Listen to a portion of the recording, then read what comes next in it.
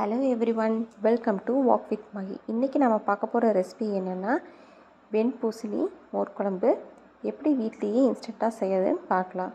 First பூசணிக்காய் நான் ஒரு ஆஃப் எடுத்திருக்கேன். அதை நல்லா கட் பண்ணிக்கலாம்.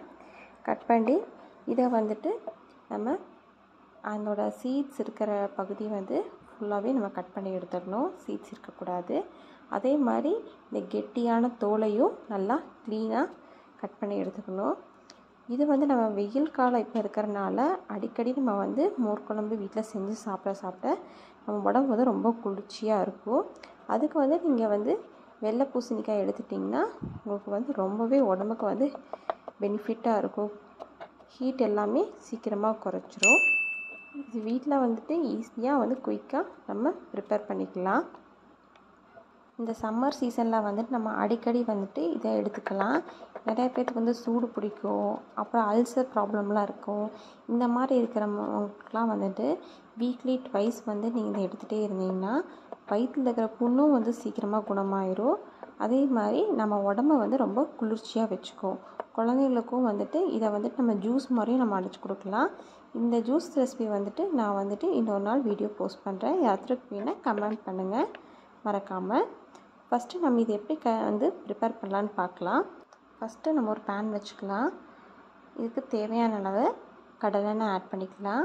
ஆட் பண்ணிவிட்டு ஒரு ஸ்பூன் கடுகு, இது நல்லா பொரியட்டும். பொரிஞ்சோன்னே நம்ம ஒரு 3 ஸ்பூன் கடலைப்பருப்பு ஆட் பண்ணிக்கலாம். 2 ஸ்பூன் உளுந்தம்பருப்பு, இது நல்லா ரோஸ்ட் பண்ணி விடலாம். நல்லா வணங்கின உடனே ஒரு 10 to 15 சின்ன வெங்காயம் நல்லா நீல வாக்கில் கட் பண்ணி அதையும் நம்ம ஆட் பண்ணிக்கலாம். இதையும் நல்லா வேக விடுங்க. இதோட பச்சை வாசனை போனோடனே ஒரு 6-7 வரமிளகாய் ஆட் பண்ணிக்கலாம். ஏன்னா தயிர் பூசணி செய்கிறதுக்கு ஆக்சுவலாக நல்லா காரமாக இருந்தால் தான் அதோட நமக்கு சாப்பிட்றக்கும் டேஸ்ட்டும் நல்லா ஃப்ளேவரபுளாக இருக்கும். இப்போது கருவேப்பிலையும் ஆட் பண்ணியாச்சு. நல்லா வெந்த பிறகு நம்ம பூசணிக்காயை ஆட் பண்ணிக்கலாம். நான் பொடி பொடியாக நல்லா சின்னதாக நான் கட் பண்ணியிருக்கேன்.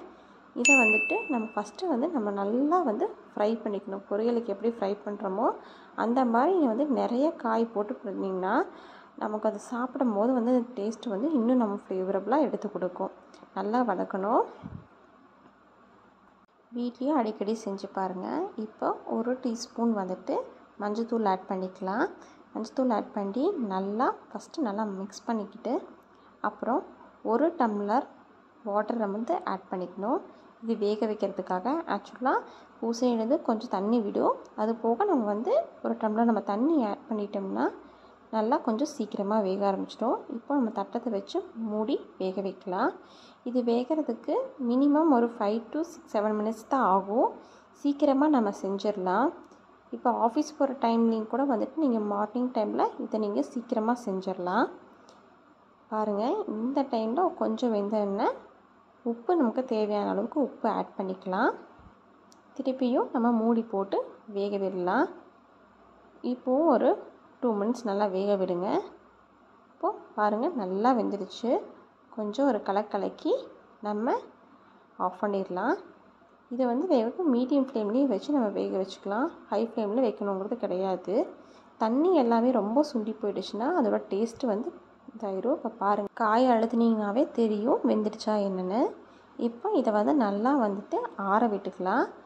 ஆறினதுக்கப்புறம் நம்ம கெட்டியான தயிரை நம்ம எடுத்துக்கணும் இந்த மோர் குழம்பு செய்கிறதுக்கு. ஆக்சுவலாக இது தயிர் பூசணியும் சொல்லுவாங்க. ஒரு சில பெரிய ஊரில் இது மோர் குழம்புன்னு சொல்லுவாங்க. இப்போ இதை நல்லா மிக்ஸ் பண்ணிவிட்டு நீங்கள் டேஸ்ட் பண்ணி பாருங்கள். இது ரைஸ் கூட வச்சு சாப்பிட்டிங்கன்னா சூப்பராக இருக்கும். குழந்தைகள் கூட நிறைய பேர் தயிரோடு தான் சாப்பிட்ணுன்னு நினைப்பாங்க. இதை நம்ம பொரியலாகவும் மாதிரியும் இருக்கும். அவங்க சாப்பிட்றதுக்கு விரும்பி சாப்பிடுவாங்க. உங்கள் வீட்லேயும் கண்டிப்பாக மறக்காமல் ட்ரை பண்ணி பார்த்துட்டு இந்த ரெசிபி எப்படி இருந்துச்சுன்னு கமெண்ட் பண்ணுங்கள். இது வரைக்கும் வாக் வித் மகி சேனலில் சப்ஸ்கிரைப் பண்ணுங்கள். மறக்காமல் சப்ஸ்கிரைப் பண்ணுங்கள்.